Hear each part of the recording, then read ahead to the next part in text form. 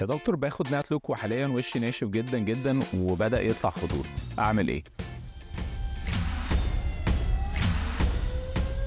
بتاخدي ايزوتريتينوين ومنشف لك بشرتك وشعرك وشفايفك ومش عارفه ترطبيهم ازاي. احسن حاجه نرطب بيها البشره الدهنيه هي الهيالورونيك اسيد، ويفضل لو بتركيز 2%.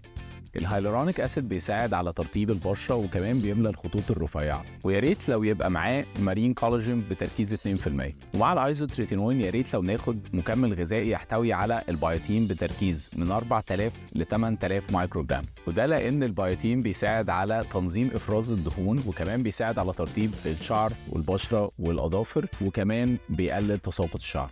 ودلوقتي بقى في نيو فورمز من البيوتين على شكل جامز بتبقى اسهل في المضغ والبلع بشكل افضل بكثير من الكبسولات، وفي الحاله دي اي ريكومند انفينيتي هايالو كولاجين رينج وكمان انفيتين جامز. ويفضل ان الكورس ده فترته ما تقلش عن 3 شهور، وده طبعا بيبقى تحت اشراف الطبيب المعالج لينا.